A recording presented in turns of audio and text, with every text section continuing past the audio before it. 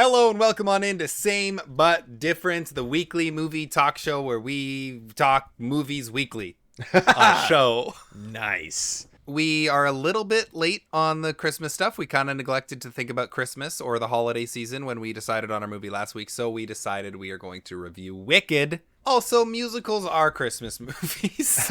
In general, musicals are Christmas movies, yes. Just like whatever. Yeah. So we're gonna talk Wicked real quick. Just overarching. There's probably gonna be spoilers. The movie's been out for 21 years, or the musical has. So yeah.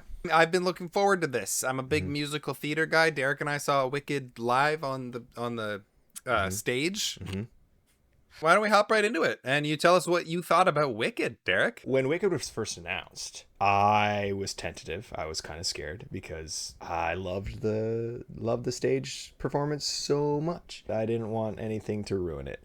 And then they said Jeff Goldblum was going to be the wizard. And then I was like, I'm in that seat. Okay, so off the hop, I'm giving this movie a solid. This is a 10 out of 10 movie for me.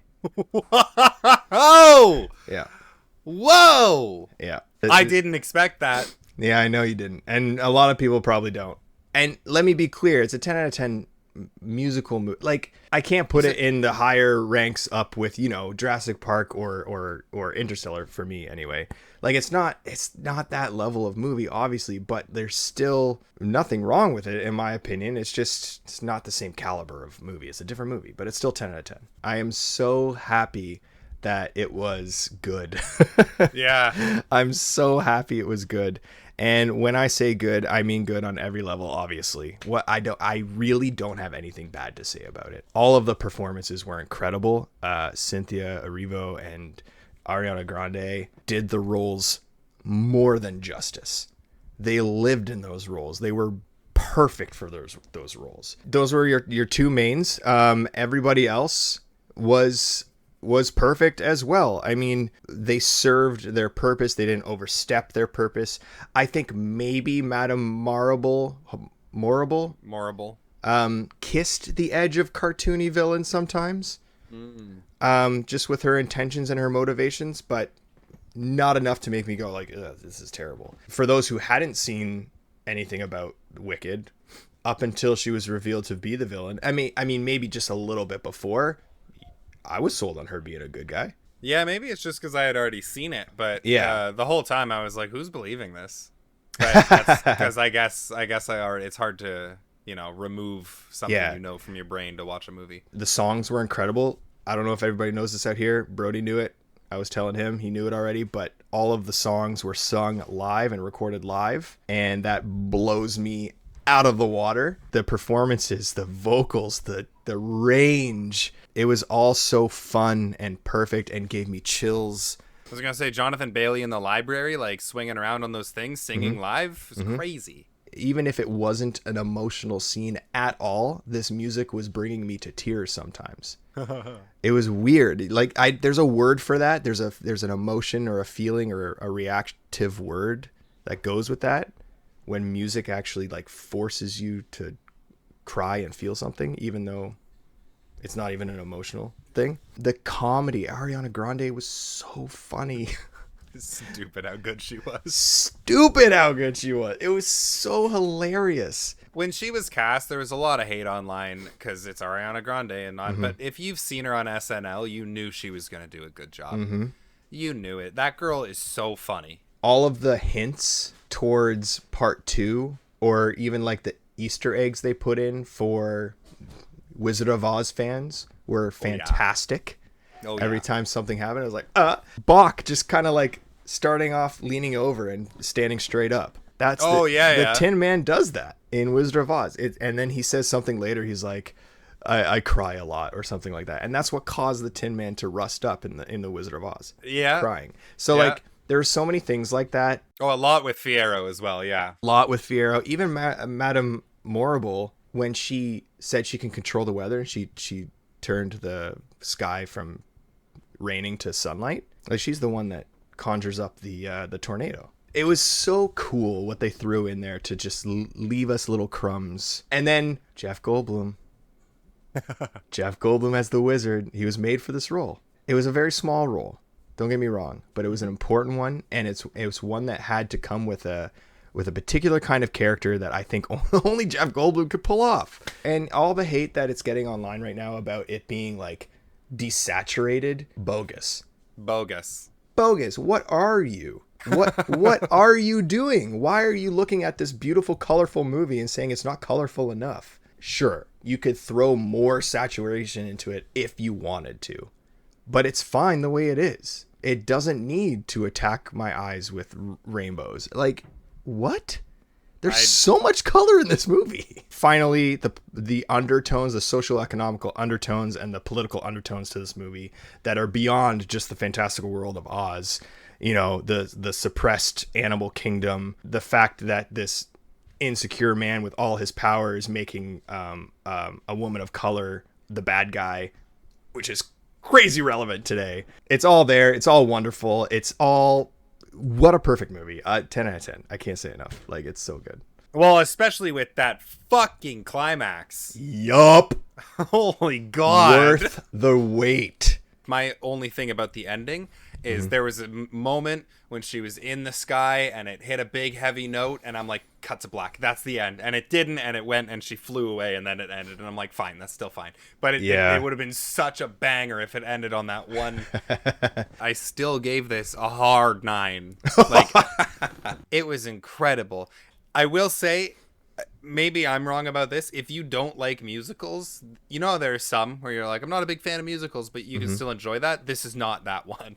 This is the epitome of all things musicals. I've seen a lot of reviews like on TikTok and stuff of mainly, you know, the cliche man in the relationship going in to watch it and not being a fan of musicals and coming out singing Something Has Changed Within Me. So much of it was so good. And Ariana Grande is so fucking built for this role, and I can't wait for part 2, and I hope one day they release all of it at once and I can watch just this 5-hour movie. I'm also so happy that Cynthia Erivo or Ervio, Arivo, you got it, can act, because that woman drives me nuts in real life. She bothers me so much in every interview I've ever seen her in, and I was so worried that was going to shine through, and it didn't. She did an absolutely outstanding job. So, and yeah, that scene at the dance, and she, like, the shudder when she touches her face and the tears and You said everything there is to say good-wise. I'll touch on a few of the things that didn't keep it from being a perfect 10 for me. And some are relative to the fact that I already saw the stage play. And that I feel like is a little unfair, but it did taint an aspect, specifically the opening number. For how strong this movie is, I don't know if you remember. When we saw this live and they hit the final note and that intro ended, we looked like... I had goosebumps all over my body. I was in shock. I didn't know something could be that good.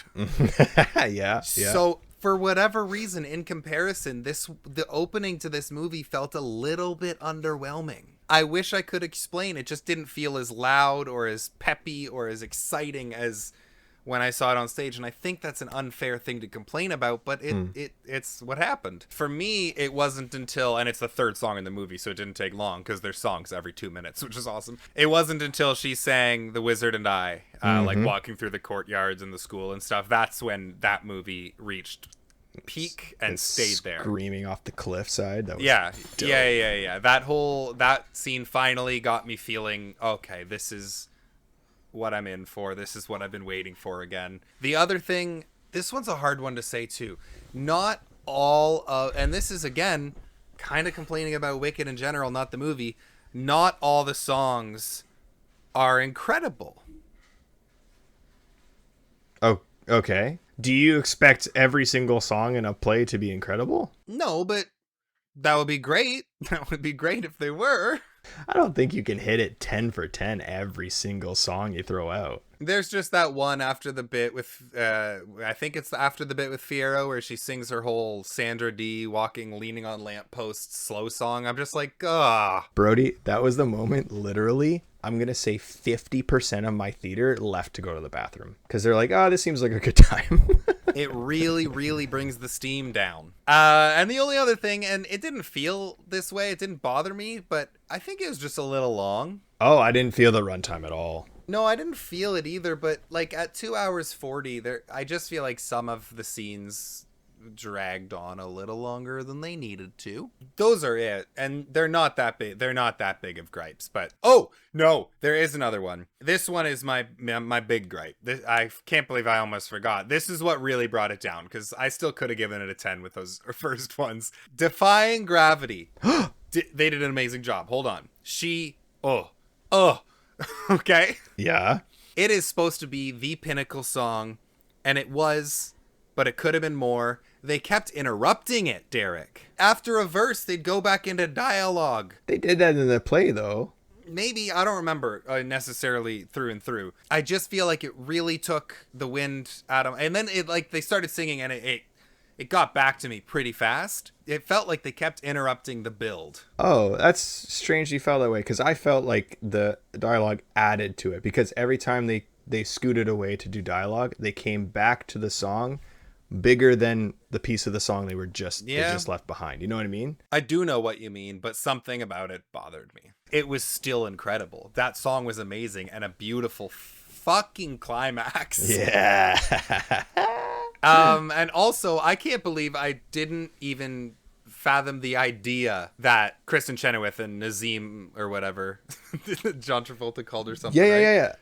I know her name's Idina Menzel. I was trying to be John Travolta and I forgot what he called her. I didn't even think of the Of course they would make cameos. That's exactly my reaction when they popped up. I was like, why didn't I think this was going to happen? Yeah. And great cameos they made too. And getting to interact with each other's counterpart. It was fantastic. A literal passing of the torch, and it was perfect. I got chills talking about that. That was great. The movie was great. It's weird because me talking about it right now, I'm like, yeah, it was perfect, but I know it wasn't. 9.5. All right. Yeah. Okay, bye. Nice. Now, before we move on, what was your favorite song?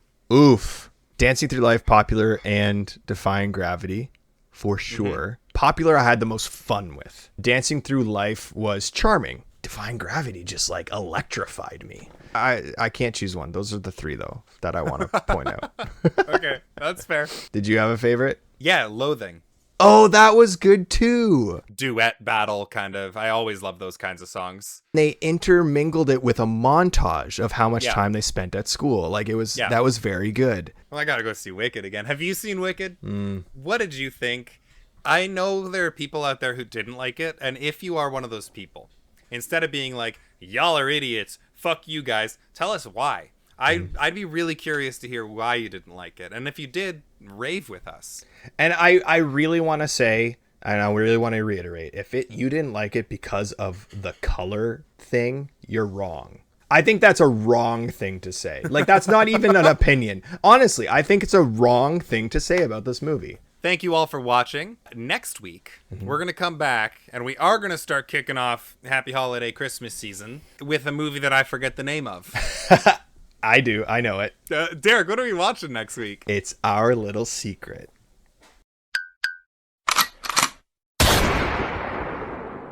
I don't know what it's about. It's Lindsey Lohan's new, Hallmark Christmas movie. It's one of those really cheesy ones that you like snuggling up and watching by the fire and laughing at how bad it is, but you still kind of like it. I usually pass on these. Derek is forcing me at gunpoint to watch this one. Not once was a gun involved. Not once.